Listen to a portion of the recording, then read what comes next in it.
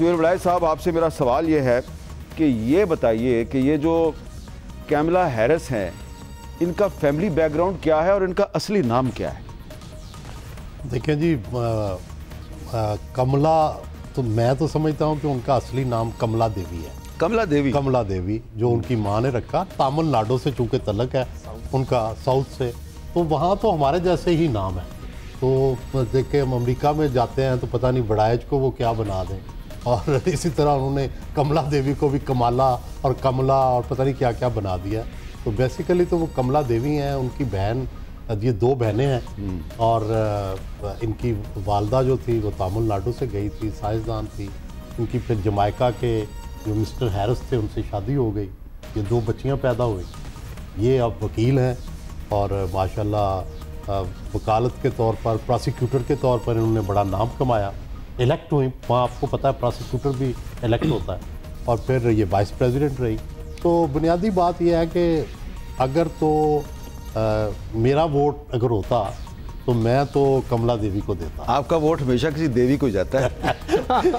नहीं, मैं समझता हूँ कि हमारे एशियन हैं। दूसरा, ट्रंप साहब बहुत अमीर हैं, रियल एस्टेट के बहुत बड़े स्टेक होल्डर हैं।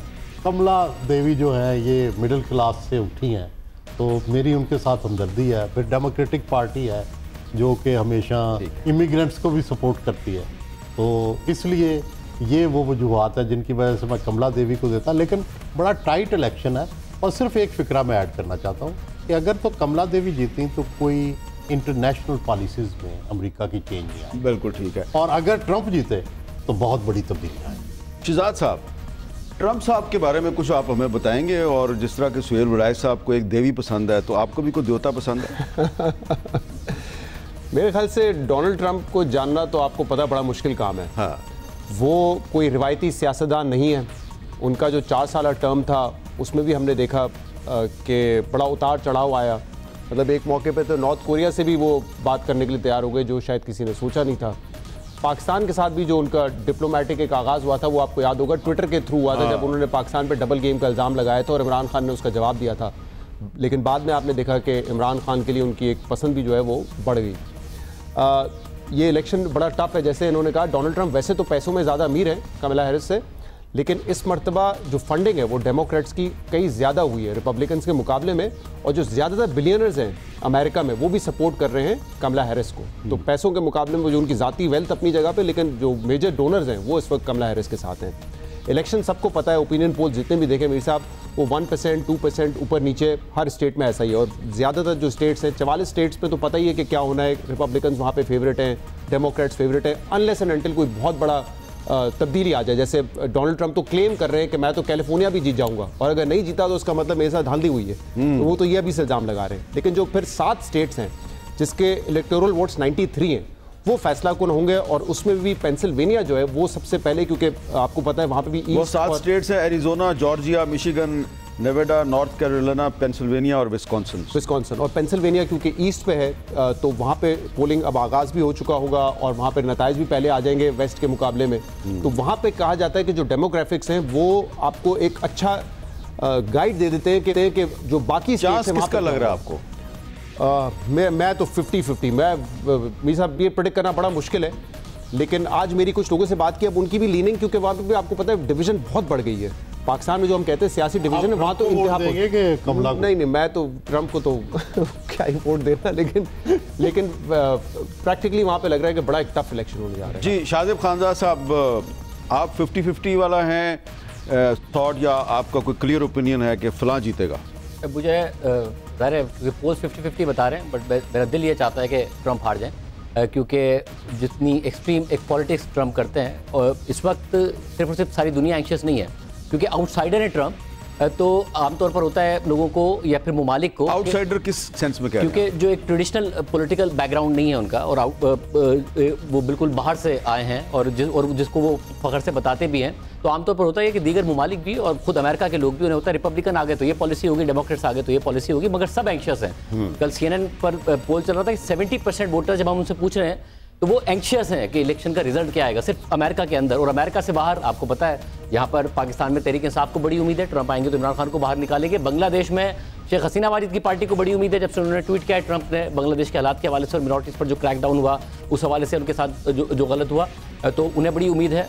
फिर हमें चाइना का नज़र आता है कि टैरिफ्स क्या होंगे, यूरोपियन ममालिक, क्योंकि अब यूक्रेन की वॉर इधर उधर जारी, तो तकरीबन दुनिया में ये इस बात से एंशियस नहीं है कि डेमोक्रेट्स आ गए या रिपब्लिकन आ गए, इस बात से कि ट्रंप आ गए तो फिर ट्रंप क्या करेंगे, क्योंकि अनसर्टन उनका बिहेवियर रहा है पास्ट में भी, अलाइस के साथ किस किस्म का बर्ताव करते हैं। फिर नॉर्थ कोरिया की जो शहजाद बात बता रहे थे, तो एक ऐसे आदमी जिसको प्रिडिक्ट नहीं किया जा सकता, जिसकी वजह से बहुत ज़्यादा है, मगर मुझे लग रहा है कि शायद कमला हैरिस जीती। ओह अच्छा, डॉक्टर हुमा बकाई साहबा, आपकी जो गहरी नज़र है क्या बता रही है? देखिए जी, गहरी नज़र ये बता रही है कि पोलराइजेशन बहुत है, लेकिन ये भी तो सोचना चाहिए कि हम ट्रंप को हर वक्त बुरा कहते हैं, अमरीकी भी बुरा कहते हैं, लेकिन एक इतनी बड़ी मैच्योर रिपब्लिकन पार्टी ने, मतलब जो कुछ ट्रंप ने किया उसको एक नाम मिला, ट्रंपिज्म, और लोगों ने कहा ट्रंप चला जाएगा, ट्रंपिज्म कभी नहीं जाएगा। लेकिन रिपब्लिकन्स ने तो आज ये फैसला किया कि ट्रंपिज्म को वापस लाना चाहिए, क्योंकि उन्होंने उस कैंडिडेट को फील्ड किया। और जो बड़ी बहस है वो ये है कि कीप अमेरिका वाइट, अमेरिका को सफ़ेद रखिए और वाइट सुपरमेसी को ज़िंदा रखिए। और बिल्कुल सही बात है, कमला देवी एजुकेटेड भी हैं, उन्होंने अक्रॉस द बोर्ड ज़बरदस्त काम किया है। जो भी फंडिंग की बात हो रही थी, अनप्रेसिडेंटेड फंड्स उन्होंने जमात के लिए जमा किए, जो कहा गया था कि वो नहीं कर पाएंगी।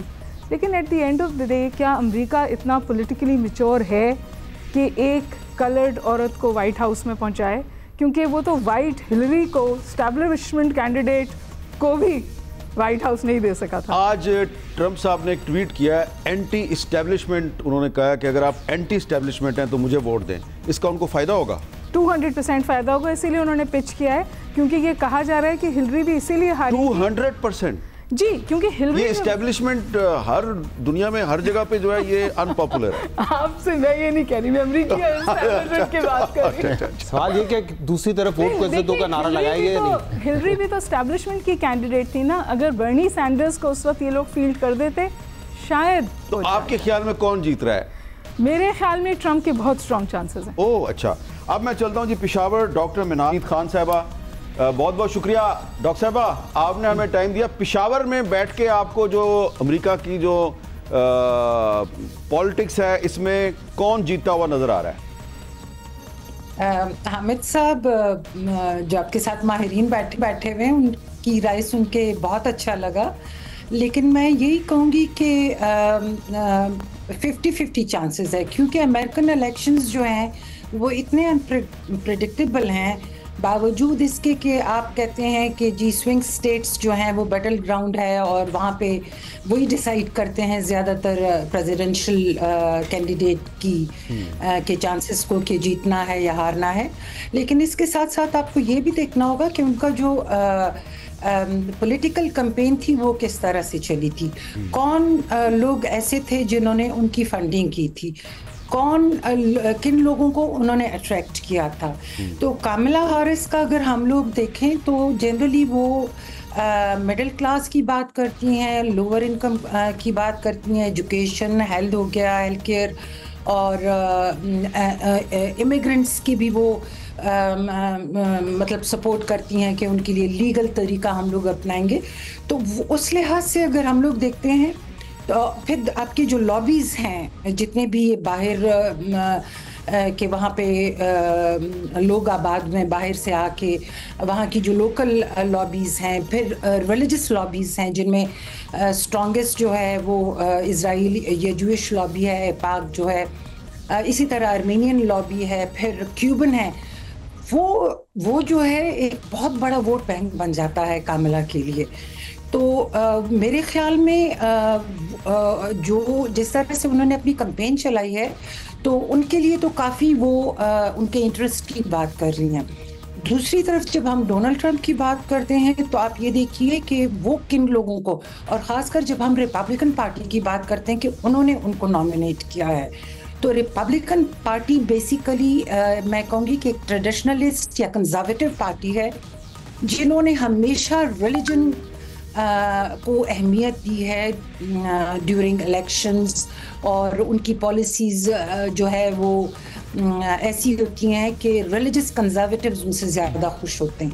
अब यूनाइटेड स्टेट्स का जो कॉन्स्टिट्यूशन है वो चर्च और स्टेट को की सेग्रीगेशन करता है।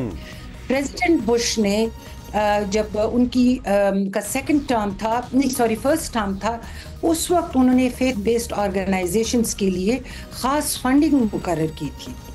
यही वजह है कि जो रिलीजियस लॉबीज़ हैं या जो ख़ासकर रिलीजियस ग्रुप्स हैं जिनमें